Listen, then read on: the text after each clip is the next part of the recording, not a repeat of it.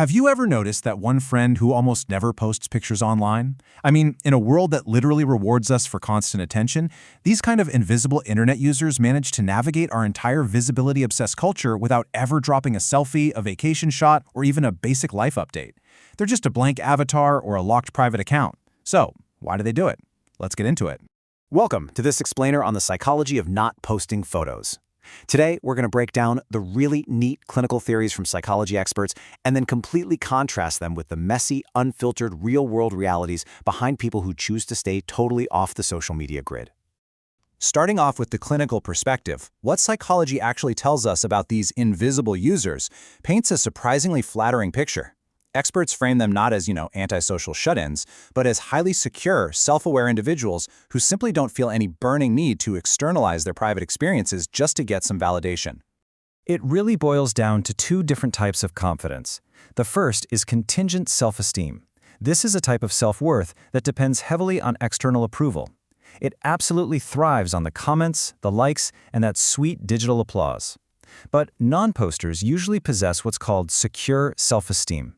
Their sense of self is incredibly stable, completely regardless of feedback. They basically don't need to announce their lives or their daily achievements to feel whole or complete. And this highlights a completely different cognitive style. Instead of operating with an external locus, constantly asking, what do others think of me? They operate with an internal locus. They're asking, what do I think of myself? They're judging themselves by their own private standards and morals, rather than constantly checking the internet's reaction to validate their choices. It's a massive shift in perspective. Psychology also points to a trait called self-concept clarity, which basically means having a deeply stable sense of identity and super clear personal values without depending on social comparison. Because these invisible users know exactly who they are and what their long-term goals are, their identity is anchored internally. They don't have to chase passing internet trends or frantically adjust their behavior based on how an audience responds.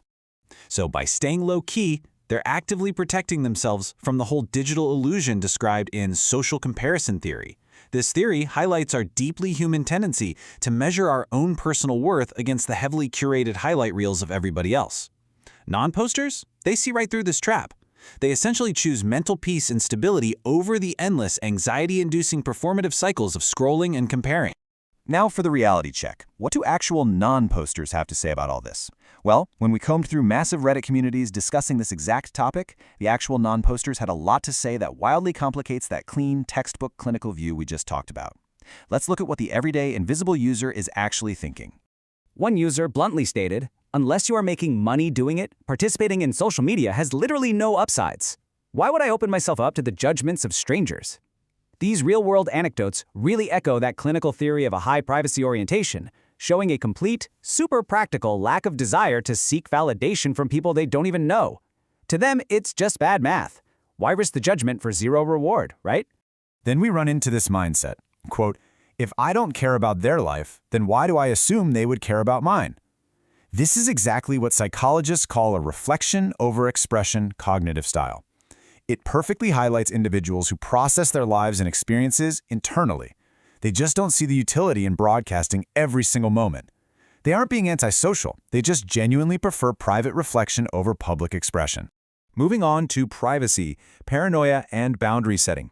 For a lot of people out there, not posting isn't really about having rock-solid emotional security or being deeply introspective. It's a hard, practical boundary set out of genuine fear and a totally understandable need for self-preservation in the modern digital age. Sometimes this stems from a really jarring realization. One user shared this story.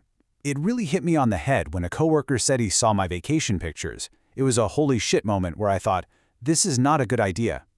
That sudden, incredibly uncomfortable blurring of personal and professional boundaries, that's a frequent catalyst that pushes someone to just go entirely offline.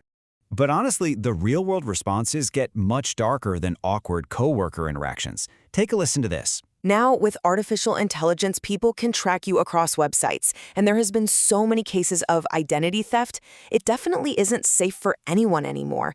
Users are constantly citing past traumas with stalkers, internet creeps, and entirely modern fears of AI slop and facial recognition as their main reasons to vanish visually. For them, invisibility literally equals safety. Next up, the exhaustion of performative culture. Avoiding an online presence isn't always about supreme confidence, and it isn't always about intense fear for safety either. Sometimes it's just total, utter burnout. As one user perfectly put it, being online publicly feels like an extra job that I would inevitably fail at. I don't need a whole other area in my life where I'm obsessing about how I express myself. For self-described perfectionists, the whole social expectation to post, comment, and carefully curate an image is just a really stressful, heavy burden. It's a game they actively choose not to play, just so they can save their energy for, well, real life. Which brings us to confidence versus insecurity. And wow, this is where the clinical theory of secure self-esteem gets completely flipped on its head by some unfiltered internet honesty. Because a lack of posts has absolutely nothing to do with being some emotionally intelligent Zen guru for some people. Juxtaposed against all that high-level psychological praise, you get blunt admissions like this. It ain't this deep, Kazo, it's just because I'm ugly. It is such a stark reality check. Many users readily admit that their digital absence is entirely driven by physical insecurity. They simply don't feel photogenic, and the pressure of maintaining a purely visual medium is just way too much to deal with. And it can get even more serious. One person wrote, "I'm insecure and mentally ill, so I prefer not to post for my own sanity. I post insane things in manic episodes." For these individuals, abstaining from posting is a strict, highly necessary defense mechanism. It's a really proactive way to manage their mental health and prevent themselves from sharing regrettable or harmful things during deeply vulnerable moments. Okay, so synthesizing theory and reality. When we actually combine those neat clinical theories with the messy, everyday reality of internet users, this fascinating multi-layered picture emerges. The invisible internet user is definitely not a monolith. Ultimately, non-posters generally fall into one of three distinct buckets. First, you have the secure introvert. These are the folks the clinicians love to praise who have high self-concept clarity and are totally self-validating. Then there's the privacy guardian, who actively protects their boundaries and is deeply focused on safety from modern threats like AI and identity theft. And finally, the exhausted or insecure, who fear social judgment and use their digital anonymity as a much-needed shield from performative burnout. So as we wrap up this explainer, I want to leave you with a final thought to reflect on. Do you think staying low profile online is a sign of ultimate self-awareness? Or is it really just a modern survival tactic in a totally overwhelming digital age? Think about that in regards to your own digital footprint, especially the next time you scroll past those invisible people in your feeds.